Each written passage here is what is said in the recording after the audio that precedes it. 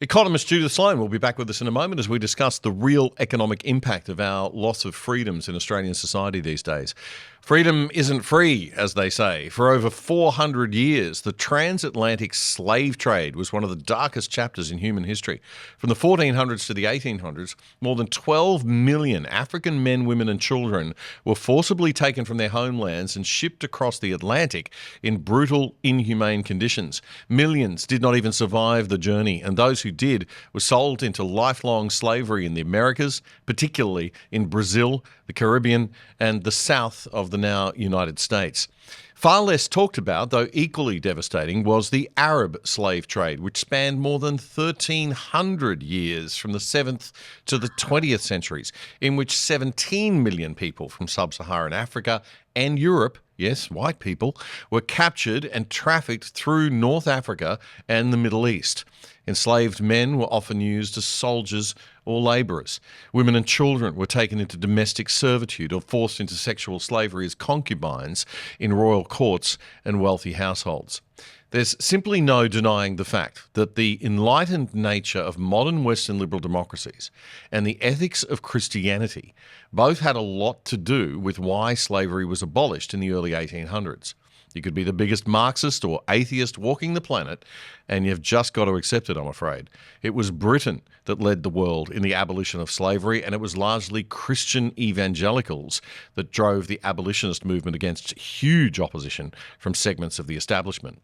It's probably no surprise then that if you look at where modern slavery is at, its absolute worst today, it's in places like North Korea, Saudi Arabia, the UAE, hooray Dubai and Abu Dhabi, Russia, India, China, and Iran, according to the Global Slavery Index. This week marks the 191st anniversary of Emancipation Day, August the 1st, the day that the Abolition of Slavery Act came into force exactly 1 year after it passed the British Parliament. If you're in southeast Queensland, the Australian Institute for Progress is hosting a breakfast in Brisbane. You can find out all about by visiting their website at aip.asn.au. And as a viewer of The Other Side, you can get a $10 discount off the ticket price by using the code TOS for The Other Side. And you can click on the QR code on the screen right now to take you straight to that site. The guest speaker at that breakfast will be the economist and contributing economics editor for the Australian newspaper, Judith Sloan. And Judith is with us on the other side right now. Judith, you're going to be talking about the real economic impact, I guess, of a lack of liberty or a loss of liberty, whether it's the slave trade, whether it's people sort of voluntarily enslaving themselves to government, as we seem to be seeing a bit too much of these days.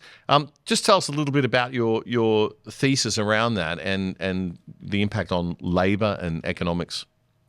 It's a tricky issue in a way because, I mean, no one wants to downplay the total loss of liberty associated with slavery. Now, that is at one end of the extreme, and it obviously is absolutely abhorrent.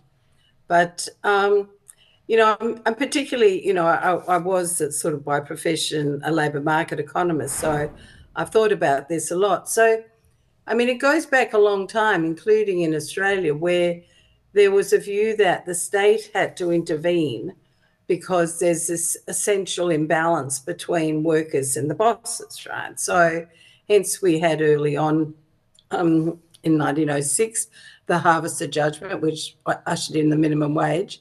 And over time, there have really basically been more and more restrictions on how the labour market can operate. Now, there was a short period of time where you might call a deregulation, a kind of freedom, what I call the freedom of contract. But it turns out that actually that was quite a short period of time. It was ushered in by Paul Keating in the early 1990s. It arguably culminated with work choices, which was seen as a political disaster, but probably from an economic point of view was a good thing. And it's now been, I think, a reimposition of those restrictions. So, I mean, it's kind of ironic to think we've got like unemployment just over 4%, and many, many businesses are very short of suitable workers. So the idea that this is a completely lopsided arrangement where the bosses have all the power and the workers don't have any power, it's not right. We're in a completely different environment nowadays to that sort of historical mindset, which is probably why, the Labor movement shifted to identity politics, has kind of lost its way a little bit in terms of its purpose. It doesn't have that need anymore because Labor environment is pretty healthy.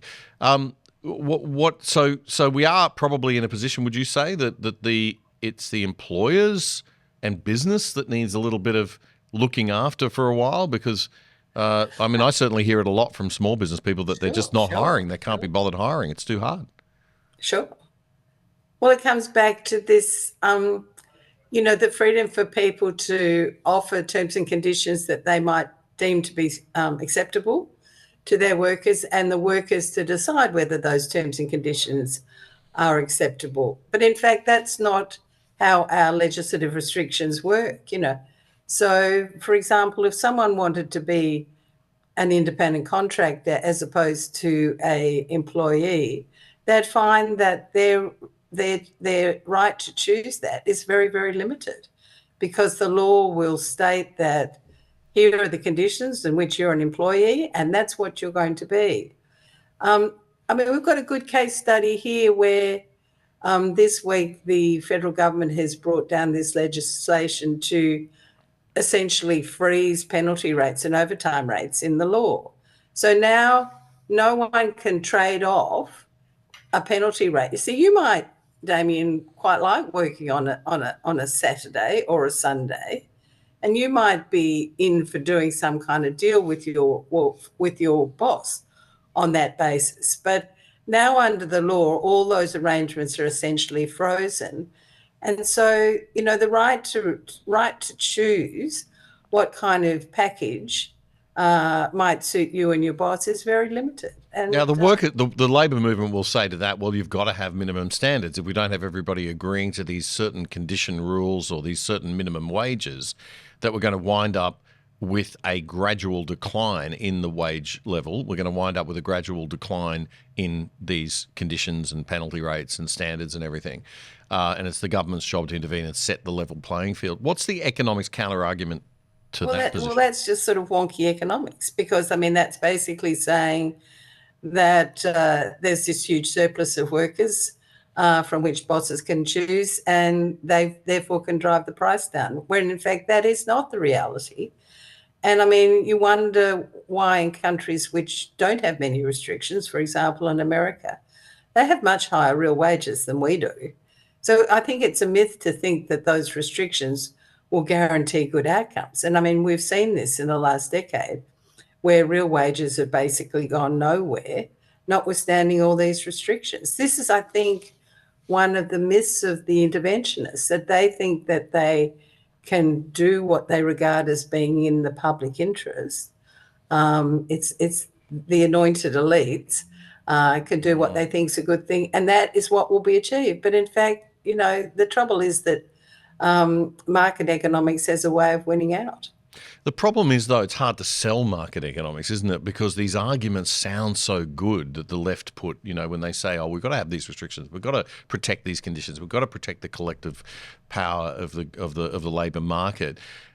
It does sound very convincing to people, and it's hard and people do tend to think that the boss has all the power, and sometimes in history it has been the case that there's been obviously exploitation. But we are not in that place right now in Australia by a long shot, right? Well, I think the broader point, Damien, is that there are not enough voices for freedom. There are not enough voices for people making up their own mind about how they live their lives, how they transact themselves in terms of the consumer market, in terms of the labour market and the like. There's basically one size fits all in a lot of these areas, and the government basically is telling you that they know best, you're low information, and you need to be protected. Now, the trouble with that is, and we've mentioned this, is that in effect people will become dependent if they're made dependent, and they'll lose the quest for freedom. But when you think of the broad sweep of history, people have died for freedom. Yeah. But I think the people who value freedom. I feel that in Australia at the moment, what I'd call the voices of freedom are very thin on the ground. Yes. And I ponder why that is. I mean, we've just gone through another election where I thought, as we spoke about before, we saw the premiers of Queensland and Victoria re-elected after the horrible handling and travesty on trampling on our freedoms. It seems that people value their safety and their security more than their freedom. And they also don't. With freedom comes responsibility. You've got to be an adult. Right? And infantilizing the population is something that the left do very well. I think people want that mummy and daddy nanny state to take care of them. They'd rather just be looked after by the state. And I think the left understand that, and they play on it very well. We tend on the centre-right of politics to make the assumption that people want freedom, that it's obvious to us that you'd want to be free. But a lot of people, they'd rather have comfort than freedom, I think. Maybe we're in that place. Well, I think it's a bit depressing in a way, because I think what happens is that, it's only when some sort of tipping point emerges. So in the case of the UK, the economy was absolutely on its knees, and out of that emerged a person called Maggie Thatcher, who was an extraordinary but exceptional person. But I mean, we did have Paul Keating, who talked about Australia being a banana republic, and that was also a turning point. I mean, people think of Paul Keating as just basically an economic reformer, but many of things he was doing was basically to improve freedoms and the right to choose across the board. And in that sense, he was very important. And that's why the Howard Costello government, they kind of continued that. But I'd have to say it's been downhill ever since. Yeah. It certainly does seem as though we're going, in a very dangerous direction, and we've been moving that way. Now we have the most left-wing Labor government we've ever had. We've had since Whitlam, some would argue perhaps ever. But look, Judith, great to talk to you. Thanks so much. And I hope we can have you back on the show sometime to go a bit deeper on these things. But Judith Sloan, if you'd like to see Judith speaking, she will be speaking on Friday in Brisbane. If you're in the Brisbane area, you can click on the QR code on screen now and get a 10% discount by using the code TOS when you buy your tickets for the Australian Institute for Progress Breakfast for Emancipation Day, which is August the 1st, and they're celebrating it on Friday this coming week. So Judith Sloan, thanks a lot for joining us on the other side. Pleasure, Damien. Did you know that with a virtual private network, or VPN, on your computer, tablet or phone, you can log into your favourite streaming services like Netflix from home with an internet address from anywhere in the world and watch all the shows that they offer in other countries, including stuff in different languages? And using a VPN to route all your internet traffic through a third-party server means that big corporations and big government can't spy on you. If you sign up now with private internet access, we think they're the best VPN servers out there, as a viewer of The Other Side, you can get 83% off the price of your subscription and get online for less than $3 a month. Check it out right now. Go to piavpn.com/otherside. That's piavpn.com/otherside. It's a great service, a rock bottom price, and supporting our sponsor, you are helping to keep The Other Side going and growing.